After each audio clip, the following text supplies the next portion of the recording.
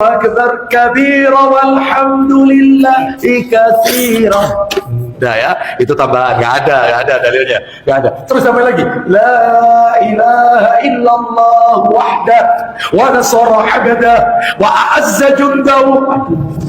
Dari mana ini riwayatnya? Ya, mantan ya. Bapak Ibu sekalian, jadi yang seperti ini nggak ada tuntunannya. Cukup kita mengikuti apa yang disampaikan oleh generasi salafus soleh, yaitu para sahabat radhiyallahu anhum ajmain. DRS Dilip Saibu alias Ustadz Abu Aslam.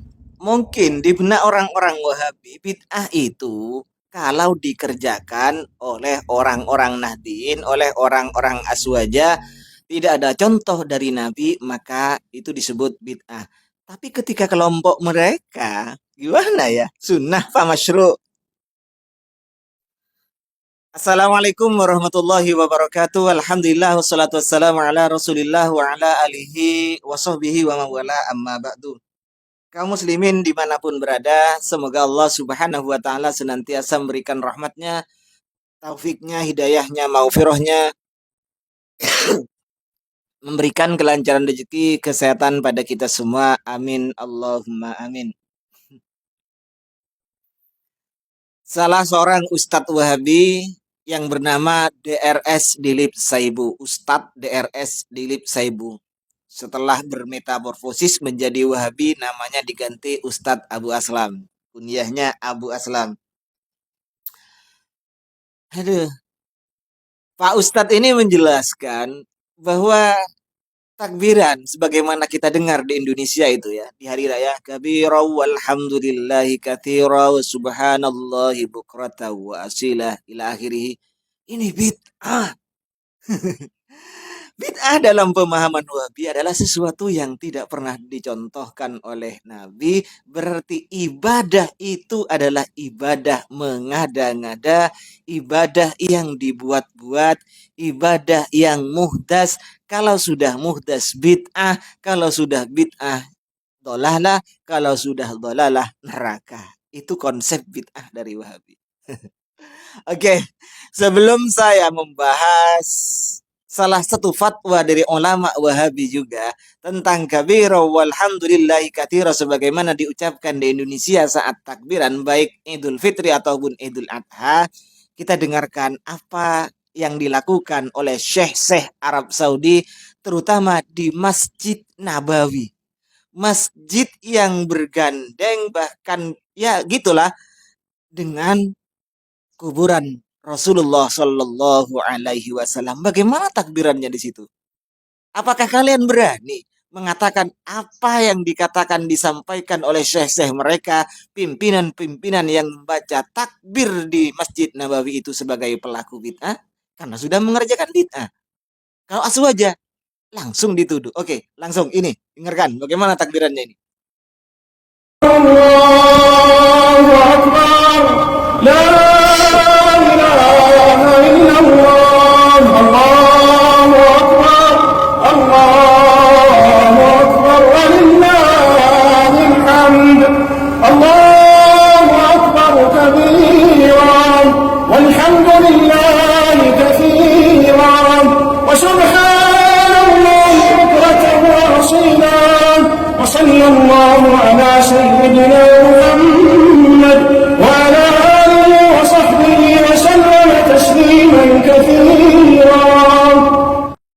Ustadz Dilip Saibu atau Ustadz Abu Aslam dan seluruh orang-orang Wahabi, Ustadz Wahabi dari kelas A sampai kelas Z, dari kelas Tri sampai kelas Paus sudah itu, dengarkan itu. Ini dilaksanakan di Masjid Nabawi, Pak. Di Al-Madinah Al-Munawwarah, di Madinah Munawwarah ini.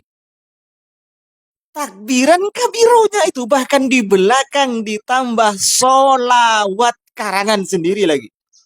Tidak pernah diajarkan oleh Rasulullah Sallallahu Alaihi Wasallam sirat takbiran demikian. Beranikah Anda mengatakan bahwa mereka adalah pelaku bid'ah alias ahlil bid'ah? Sudah begitu bid'ahnya dilakukan di Masjid Nabawi dekat dengan kuburan Rasulullah Sallallahu Alaihi Wasallam. Ketika orang mengerjakan bid'ah di Indonesia, mengerjakan dosa di Indonesia, misalnya dosanya hanya sekian, Tapi kalau dikerjakan di sana, di tanah haram, lebih-lebih di Masjid Nabawi, dekat kuburan Rasulullah Sallallahu Alaihi Wasallam, dilipat gandakan, Pak. Ayo, teriakin mereka sebagai ahli bid'ah. Jangan hanya kami. Sebenarnya gimana sih? Ketika takbir hari raya, baik Idul Fitri atau Idul Adha, ketika ditambah dengan kabiro itu, yuk sekarang kita bedah fatwanya Syekh Muhammad bin bukan Syekh Muhammad bin Abdullah ya. Al-Imam Ibnu Bas. Ini adalah seorang ulama yang diagung-agungkan juga oleh orang Wahabi dan bahkan ada perayaan nasyid lah begitu, ada dibuatkan nasyid untuk menyanjung keberadaan Al-Imam Ibnu Bas. Oke, ini fatwa beliau ya. Silahkan Pak Dilip Saibu lihat fatwanya Al-Imam Ibnu Bas. Sighatut takbir fil idain, sigat takbir di 2 hari raya. Ya, pertanyaannya lihat di bawah bagaimana sigat takbir di hari raya itu. Nah, sekarang bagaimana jawaban beliau? Nah, bagaimana jawaban beliau? Ternyata jawaban beliau at-takbir, takbir itu Pak, Allahu Akbar, sigatnya ya, Allahu Akbar, Allahu Akbar, la ilaha illallah, Allahu Akbar, walillahil hamd, au yuthallathu, atau dibaca 3 kali takbirnya itu, Allahu Akbar, Allahu Akbar, Allahu Akbar, la ilaha illallah, Allahu Akbar, walillahil hamd.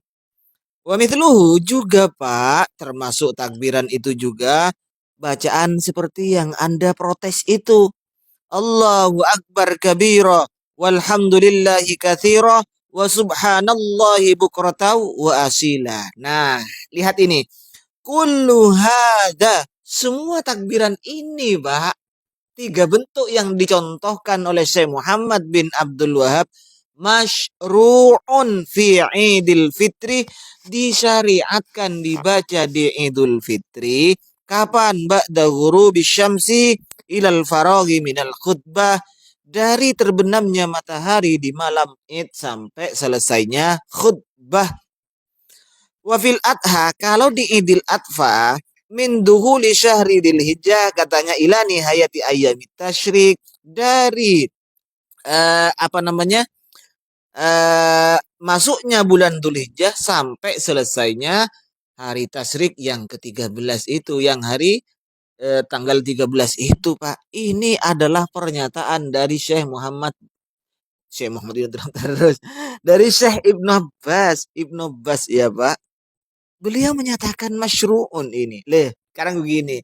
Kira-kira ente, Pak Dilip Saibu atau Pak Abu Aslam, ente itu lebih paham mana tentang syariat ini dari Imam Ibnu Bas ini? Ente atau beliau? Ya. Kalau saya harus memilih, jargonnya orang-orang Wahabi adalah kota suci. 2 kota suci Mekah dan Madinah katanya belum tercemar. Ente pendapatnya yang tercemar. Ternyata orang yang hidupnya di sekitar kuburan Rasulullah Sallallahu Alaihi Wasallam di Masjid Nabawi mengerjakan seperti itu Pak. Ente yang tercemar mungkin ini dengan teman-teman Wahabi yang ada di Indonesia.